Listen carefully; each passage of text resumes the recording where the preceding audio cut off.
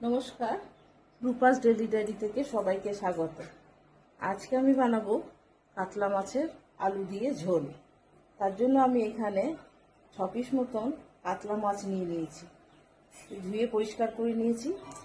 আর এখানে আমি 3টে আলু আমি এইভাবে লম্বা লম্বা করে কেটে নিয়েছি, একটু মোটা করে। তো এখন আমি প্রথমে মাছটা নুন হলুদ মাখিয়ে নেব। মাছটা আমি ভালো করে নুন হলুদ মাখিয়ে নিয়েছি, আর 1 চামচ সর্ষের তেল দিয়েছিলাম। এটা খুব ভালো করে মাখিয়ে নিয়েছি। এবার আমি মাছটা ভেজে নেব। এখন আমি কড়াইতে দিয়ে দেব সর্ষের তেল পরিমাণ মতো, মাছটাকে ভেজে নেব।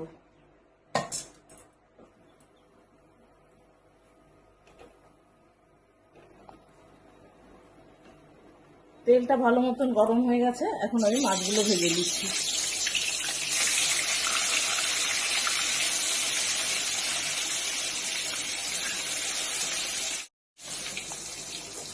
মাছগুলো আমি খুব ভালো করে ভেজে নিয়েছি, এখন তুলে নিচ্ছি।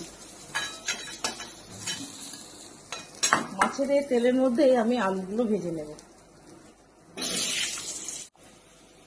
আলুটাও খুব ভালো করে ভেজে নিয়েছি, আলুটা এখন আমি তুলে নিচ্ছি।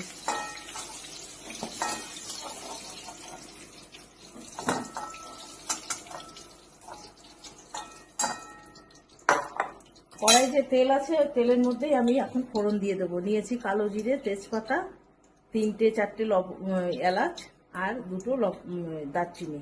এটা এখন আমি দিয়ে দেবো।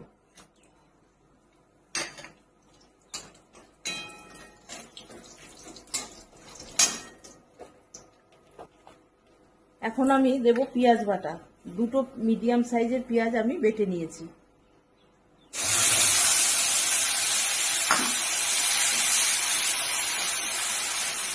পেঁয়াজটা খুব ভালো করে আমি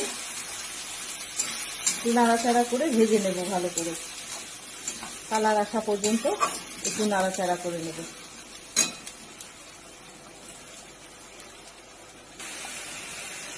পেঁয়াজটা খুব ভালো করে ভেজে নিয়েছি। এখন দিয়ে দেব রসুন বাটা।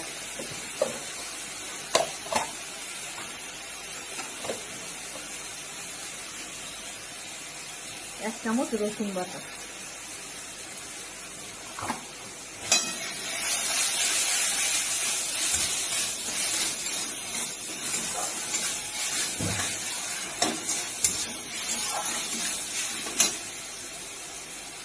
দেবো পরিমাণ মতন হলুদ,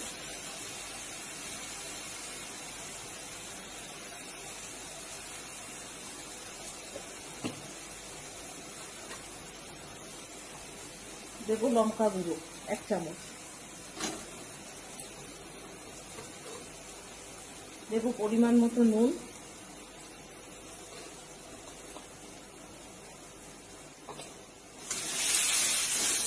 মশলাটা খুব ভালো করে কষিয়ে নেব।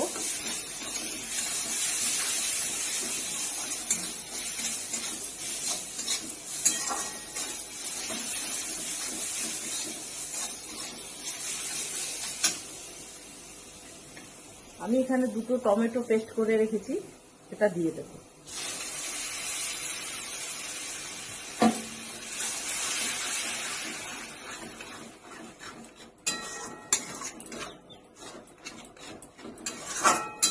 মশলাটাকে খুব ভালো করে কষিয়ে নিতে হবে।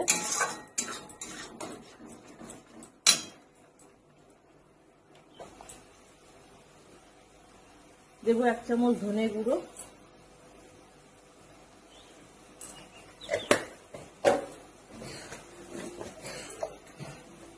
দেবো 1 চামচ জিরে গুঁড়ো, আর দেবো অল্প কাশ্মীরি লঙ্কার গুঁড়ো। সব মশলা একসাথে খুব ভালো করে কষিয়ে নেব। মশলা থেকে যতক্ষণ তেল না ছাড়ে ততক্ষণ আমি মশলাটা কষাবো।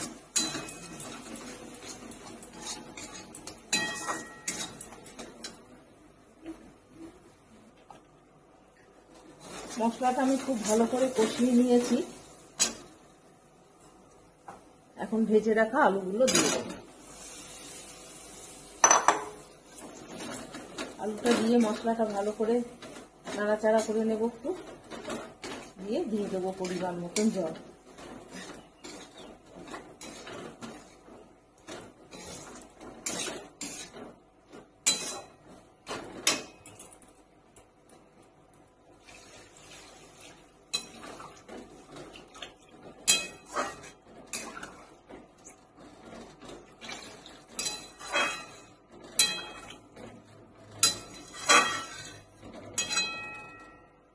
পরিমাণ মতন জল দিয়ে আমি এখন এটা ঢেকে দেব।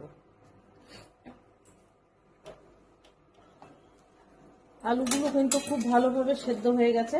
এখন আমি ভেজে রাখা মাছটা দিয়ে দেব।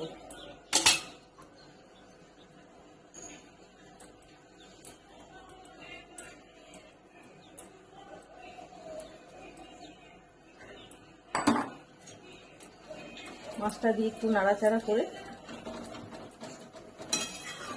একটু ফুটে উঠবে, আমি নামিয়ে দেব।